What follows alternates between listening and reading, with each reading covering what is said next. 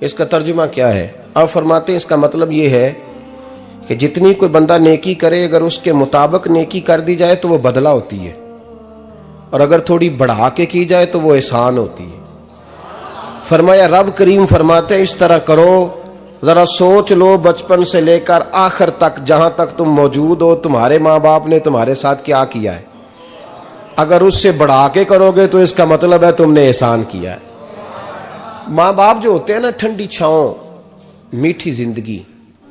माँ अनपढ़ भी हो ना तो कम से कम यूनिवर्सिटी होती है, और बाप अगर बिल्कुल अंगूठा छाप भी हो ना, किसी कॉलेज में, मदरसे में, इदारे में ना पढ़ा हो, तो बेटे के हक में जिन चीजों की जरूरत होती है वो सारी अल्लाह बाप को अता करके भेजता है। माँ बाप को ना कुछ इल्म लदुन्नी अल्लाह देता है कि बच्चों के लिए कैसे आगे बढ़ना है। माँ बाप एक हुस्न है मुआशरे का। रब तबारक व तआला की देखे ना, अल्लाह अकबर, दुनिया में किसी की मोहब्बत जांचनी हो ना तो मोहब्बत की तमसील दी जाती है। तिलकल अमसालु नदरिबुहा लिन्नास, अल्लाह लोगों के समझने के लिए मिसालें बयान फरमाता है। अल्लाह तबारक व तआला ने जब अपना आप समझाना चाहा ना, तवज्जो है मेरी बात पर, जब मालिक ने अपना आप समझाना चाहा तो मेरे रब ने माँ बाप की मिसाल बयान फरमाई। रब्बिरहमहुमा कमा रब्बयानी सगीरा, या अल्लाह उन दोनों पे रहम फरमा। और ये लफ्ज रब यहां दो माने में आया है, उलमा बैठे। रब का माना होता है तदरीजन पालना का, या अल्लाह उन दोनों पे रहम फरमा जिन्होंने मुझे रब बन के पाला। यानी मतलब क्या, यहां रबूबियत का माना पालने के माने में, तदरीजन पालना। मेरे नबी पाक सल्लल्लाहु अलैहि वसल्लम ने फरमाया अल्लाह तुमसे 70 माओं से ज्यादा मोहब्बत फरमाता है। ये इमाम सुयूती ने दुर्र मंसूर में रवायत लिखी है। अच्छा भाई, अल्लाह ने भी मिसाल माँ की बयान फरमाई। फरमाया घर जाके अपनी अम्मा को देख लो, अम्मा तुमसे कितना प्यार करती है। बस उस प्यार को तोलना शुरू कर तो 70 माओं से भी ज्यादा रब तुमसे मोहब्बत फरमाने वाला है। माँ के सीने में ना, देखे ना, एक बच्ची होती है बीए, वो उसने कर लिया, उसकी अम्मा रोज कहती है बेटे सवेरे उठा कर। सास के पास जाएगी तो वो कहेगी कि इसकी अम्मा ने सवेरे उठना सिखाया ही नहीं, और बेटी कहती है अम्मा जी दो जावांगी वेखी जाएगी। अच्छा, उसकी शादी हो गई, उसकी सास ने आहिस्ता आहिस्ता शिकवे शुरू कर दिए, खामन से कहने लगी तू इसको उठाता ही नहीं सवेरे। वो भी कहता है कमरे में जाके अम्मा शिकवा करती है तू उठती नहीं। और बच्ची लाडली थी, वो नहीं थी उठती टाइम पे। जिंदगी के 22 साल 23 साल वो सवेरे नहीं उठी, वक्त पे नहीं उठी, मिसाल दे रहा हूं। फिर उसी बेटी को अल्लाह ने एक बेटा अता कर दिया। सुबह 100 आवाज उसकी अम्मा देती थी पर उसकी आंख नहीं खुलती थी, लेकिन उसी बेटी का बेटा शहरी के वक्त हल्का सा रोता है। सारी दुनिया सोई है पर अम्मा उसकी फटाफट जागती है, फटाफट जागती है। एक आदमी था तो उसकी बीवी इंतकाल कर गई और उसने तलाक दे दी। 10-11 साल का उसका बेटा था, उसने दूसरी शादी कर ली। एक दिन अपने बेटे से कहने लगा बेटे वो सगी अम्मा ठीक थी या ये वाली ठीक है? तो बेटा कहने लगा अब्बा जी ये ठीक है, वो सगी अम्मी झूठ बड़े बोलती थी, सगी अम्मी झूठ बड़े बोलती थी, झूठी थी, ये सच्ची है। उसने कहा बेवकूफ तेरी मां झूठी थी। उसने कहा अब्बा बड़ी। कहा किस तरह? कहने लगा अब्बा जी मैं ना, कभी आपको पता मैं शरारती हूं, कभी मैं शरारत करता था ना, कोई बर्तन तोड़ देता था तो मेरी सगी अम्मा मुझे थप्पड़ मार के बाहर निकालती थी, कहती थी मैं ताला लगाऊंगी बावर्ची खाने को, तुझे सारी रात रोटी नहीं देनी, तू आज भूखा ही रहेगा, बिल्कुल नहीं देना, सारी रात नहीं देना। बड़े दावे करती थी, कस्में उठाती थी, पर बड़ी झूठी थी। आधा घंटा भी नहीं गुजरता था तो गलियों में मुझे ढूंढने लग जाती थी, ढूंढ के लाती थी, ढूंढ के, और ला के ना तो गलती मेरी होती थी, रोना मेरी अम्मा शुरू कर देती थी। वे ओए मैनू ना सताया कर वे पुत्रा। फिर मेरी मर्जी का खाना मुझे पका के देती थी, मेरी मर्जी का, और फिर मेरी अम्मा मुझे तोहफा भी देती थी। अब्बा जी वो झूठी थी, पहले कह रही थी सारी रात नहीं देना, अब आधा घंटा। ये बड़ी सच्ची है जवाब भाई है। मैं शरारत करता हूं तो थप्पड़ मार के निकाल देती है, कहती है रोटी नहीं देनी। फिर मैं सारी रात रो के गुजारता हूं पर नहीं देती। ये सच्ची है, वो झूठी थी।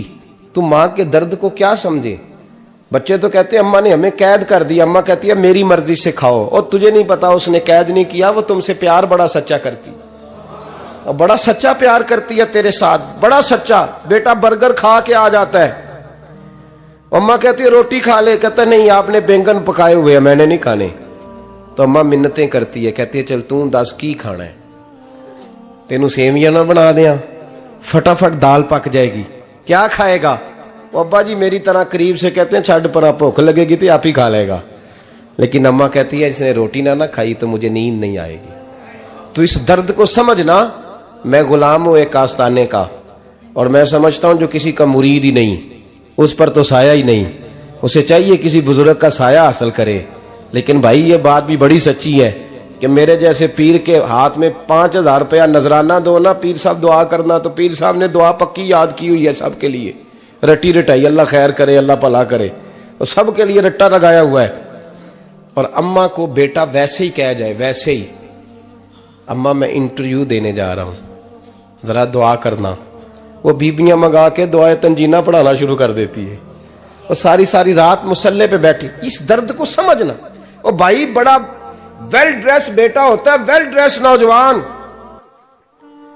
वो 18,000 का जोड़ा पहनता है, 7,000 का जूता खरीदता है, वो कीमती किस्म की घड़ी इस्तेमाल करता है। लेकिन उसी बच्चे के जब अपने बच्चे होते हैं ना, तो बीबी को कहता है ये ले 10,000 रुपया, बच्चों के कपड़े खरीद ले, मेरे सही है अभी कल ही तो खरीदे थे। और बाप, और तू समझा ही नहीं यार, 30 साल बाप ने जवानी सारी सऊदी अरब को दे दी, लेकिन तेरा ख्याल रखा। मैं ऐसे लोगों को जानता हूं जिन्होंने 30-30 साल परदेश में कंबल नहीं बदला, और जहां गए थे तो एक कंबल खरीदा था फिर बदला नहीं। तू मां बाप के बारे में, और यहां बच्चे हिसाब करते फिरते हैं, रब्बा जी तो पिछले महीने भी 5,000 दिता सी, तुसी पैसे दा कर दे की हो। मां बाप से हिसाब करता है तू। तिरमिजी शरीफ के लफ्ज है, एक सहाबी ने आके अर्ज की या रसूल अल्लाह पैसे विरासत के नहीं, मेरे अब्बा जी ने नहीं दिए मुझे, और मैंने खुद मेहनत करके कमाए, अब मेरा अब्बा मुझसे पैसे मांगता है तो क्या करूं, और मेरे हैं, मैंने कमाए हैं, अब्बा जी ने नहीं दिए, विरासत नहीं, हिस्सा नहीं मिला।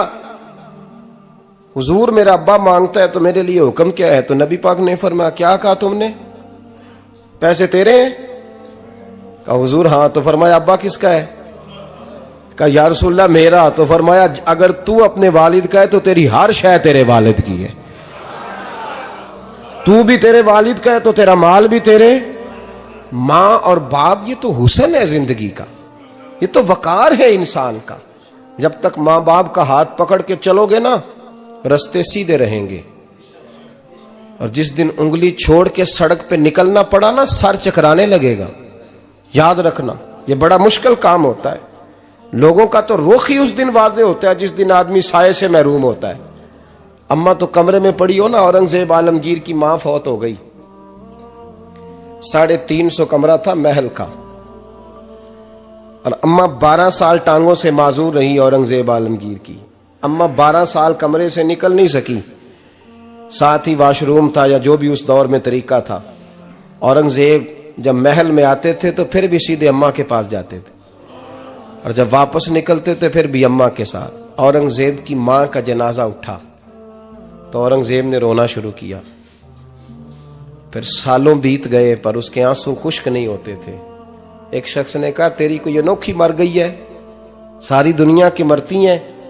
उसने कहा मैं बादशाह हूं, 24 घंटे लोगों का आना जाना है, बड़े दबदबे हैं, बड़े डेरेदारियां हैं, बड़ी भैंसें, बड़ी गायें, बड़े खाने वाले, बड़े लांगरी।